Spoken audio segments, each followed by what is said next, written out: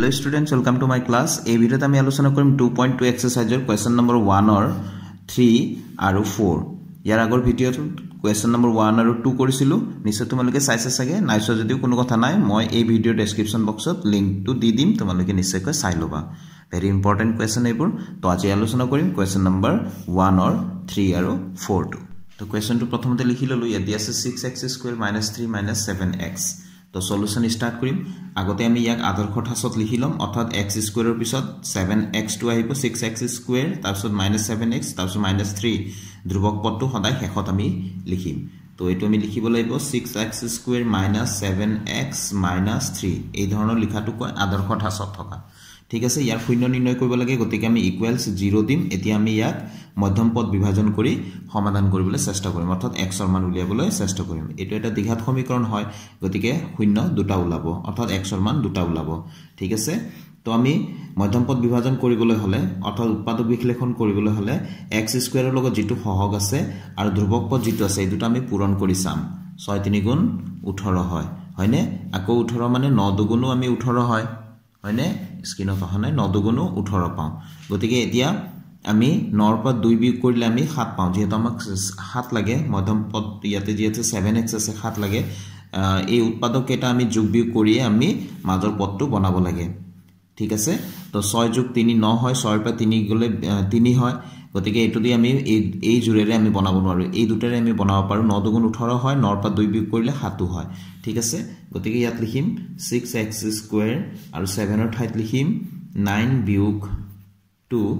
আৰু x টো আছে x টো আমি এনেকৈ লিখিব লাগিব বাহিৰত -3 = 0 তো ফটাফট আমি হিসাব কৰি পেলাই x ৰ মান উলিয়াই লওঁ 6x² মাইনাস আছে গতিকে 9 আৰু x পূৰণ হলে 9x মাইনাস মাইনাস আগতে পূৰণ কৰিম তো ব্ৰেকেটৰ বাহিৰত মাইনাস থাকিলে সদায় সাবধান ব্ৰেকেটৰ ভিতৰত যেটো আছে চিন বিলা হলনি হৈ প্লাই বিপৰীত চিন হ'ব প্লাস থাকিলে মাইনাস হ'ব মাইনাস থাকিলে প্লাস হ'ব গতিকে এটো প্লাস হ'ব আৰু 2 আৰু x পূৰণ হ'ব 2x হ'ব -3 = 0 ঠিক আছে নিশ্চয় তোমালোকে বুজি পাইছা তো এতিয়া আমি এই দুটা পদৰ পৰা আমি কমন লব পাৰো 3x অৰ্থাৎ 6 মানে 2 3 গুণ 6 আৰু 3 9 মানে 3 3 গুণ 9 অৰ্থাৎ ইয়াতো 3 আছে ইয়াতো 3 আছে আৰু ইয়াত x² আছে ইয়াত x আছে গতিকে x এটা কমন লব পাৰো তো 3x কমন ললো 3 3 দুগুণ 6 3 2 6 তো 2 লিখিলো আৰু x² x এটা হে ললো ইয়াতে স্কয়াৰ মানে দুটা আছিল তো 2x হল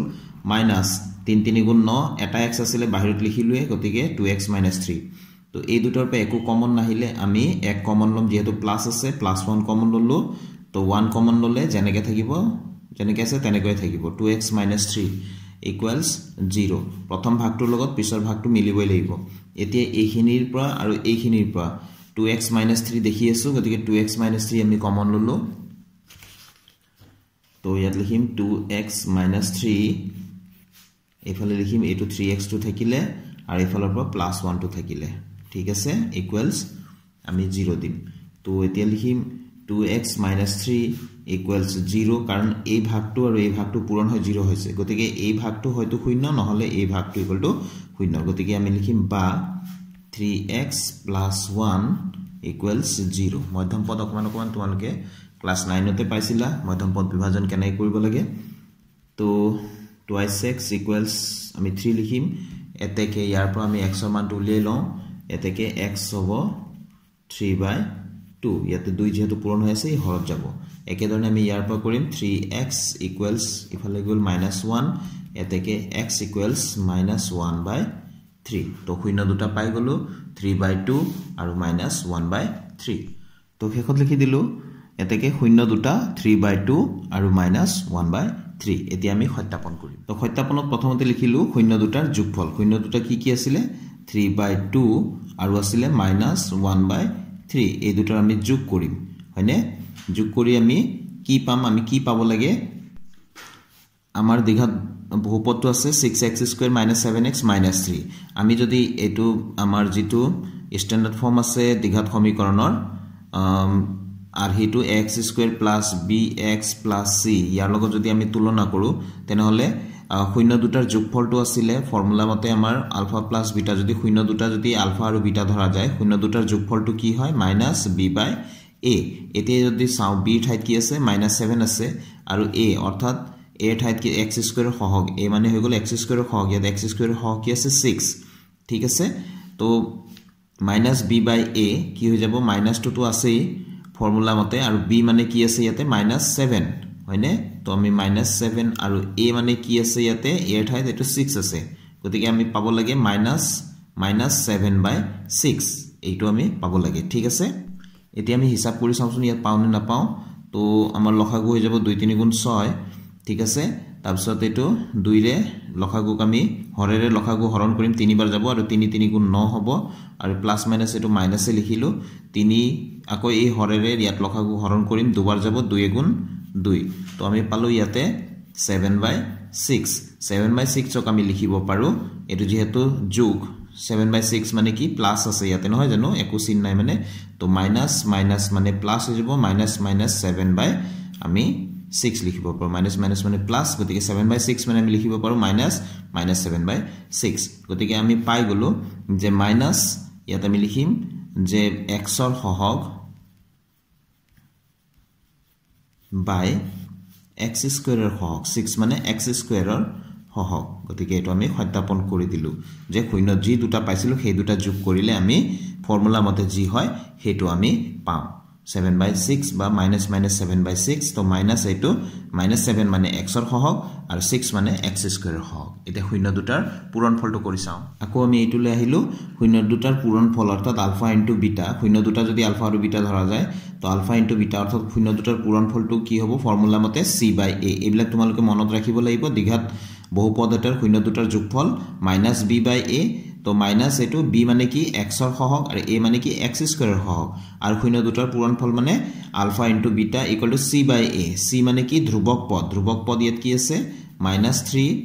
আৰু a মানে কি মান আছিল x স্কয়াৰ ৰ সহগ 6 আছে তো -3 by 6 আমি পাব লাগিব তো এই ফৰ্মুলা কেটা তোমালোকে মনত ৰাখিব লাগে ঠিক আছে শূন্য দুটাৰ যোগফল -b by a শূন্য দুটাৰ পূৰণফল c by a তো আমি এতিয়া যি দুটা শূন্য পালো সেই দুটা পূৰণ কৰি আমি এটো পাব লাগিব -3 by 6 পাউনে না পাও আমি চাও হা তো শূন্য দুটাৰ পূৰণফল লিখি ললো আমাৰ শূন্য দুটা আছিল 3 by 2 আৰু -1 by 3 তো 3 by 2 পূৰণ -1 by 3 তো 3 দুগুণ 6 -1 আৰু 3 পূৰণ কৰিলে -3 এ আমি পাই গলো হয়নে গতিকে আমি সত্যাপন কৰিব পাৰিলো যে -3 মানে কি আছিল ধ্ৰুবক পদ আৰু 6 মানে আছিল x স্কয়াৰৰ সহগ গতিকে আমি সত্যাপন কৰিব পাৰিলো এটো হৈ গল কোৱেশ্চন নম্বৰ 1 অৰ 3 ৰ সলিউশন এতিয়া নেক্সট কোৱেশ্চনলৈ যাও এইবাৰৰ কোৱেশ্চনটো আছিল 4u স্কয়াৰ + 8u আমি একো লিখিলাম ইয়াতে 4u স্কয়াৰ +